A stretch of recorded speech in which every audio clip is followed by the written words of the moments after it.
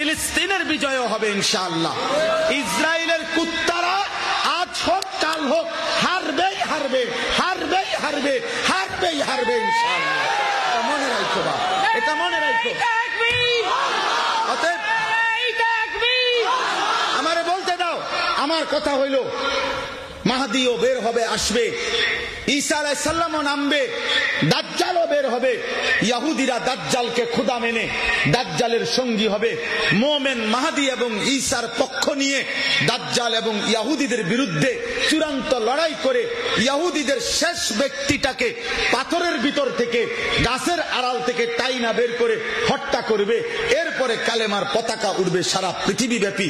আল্লাহর কসম, এই কথার স্পষ্ট আমার কাছে নির্ভরযোগ্য আরবি কিতাব আছে। মুসলমানদের ওই জামাতের দ্বারা মাহদি এবং ঈসা চূড়ান্ত যুদ্ধ করবে, দাজ্জালকে হত্যা করবে, ইহুদিদেরকে হত্যা করবে। মুসলমানের ওই বাহিনীর দ্বারা, ওই গ্রুপের দ্বারা যারা জুমা এবং ফজরের নামাজ বরাবর পড়ে, বরাবর আদায় করে, বরাবর আদায় করে। এজন্য ফজরের মুসল্লি যারা মাহদির সৈনিক, তারা ফজরের মুসল্লি যারা দাজ্জালের বিরুদ্ধে লড়বে, তারা ফজরের মুসল্লি যারা সারা পৃথিবীতে কালেমার পতাকা উড়াবে, তারা ইনশাআল্লাহ।